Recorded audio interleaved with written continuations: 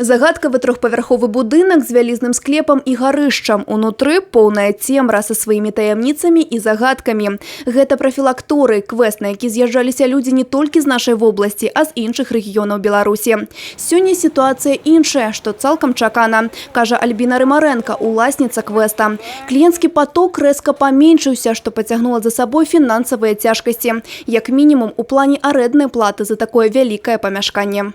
Мы, конечно, с арендодателями обсуждаем этот вопрос, чтобы хотя бы на 1 месяц там как-то можно было, скажем так, отодвинуть, ну или хотя бы простить, да, понятие простить в какой-то степени.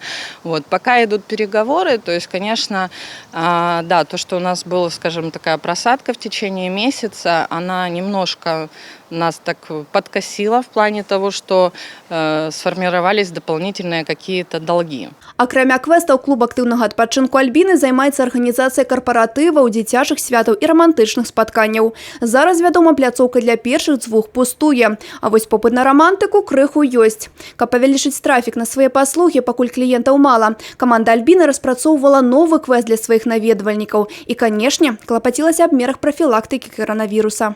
Количество участников у нас 8 человек, это максимум могут быть.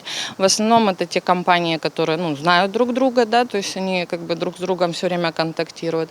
Естественно, мы обрабатываем все поверхности и непосредственно предоставляем людям антисептики, а сами им руки эти обрабатываем. Установы грамадскага харчавання таксама адчулі адток кліентаў. Антон Васілюк разам з сябрам-партнёрам адкрылі сваю установу грамадскага харчавання. Але коронавирус унес свае коррективы.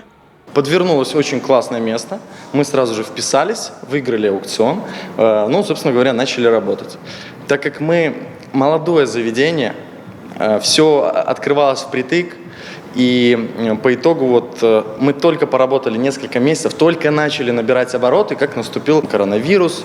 Выручка установы знізілася ў 5 разоў. Зараз імкнуцца ўтрымацца на плаву, выкарыстоўваючы дастаўку. Такія дадатковыя заказы даюць без малога чвэрць прыбытку. Таксама добрая рэклама. Сацыяльныя сеткі і сарафаннае радыё находзяць кліентаў. Аднак і перад Антонам востра паўстала пытанне з арэнднай платай. Писали общие письма, чтобы нам снизили коэффициент аренду, потому что, правда, тяжело. Но важный момент, тоже считаю плюс, нам дали отсрочку на 6 месяцев.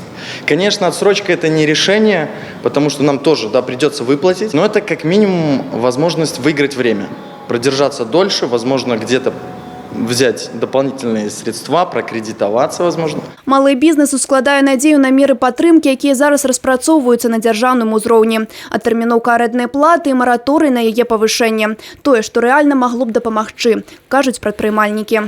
Анастасія Цыкун, Александр Сівіцкі, тэлерадыёкампанія «Брэст».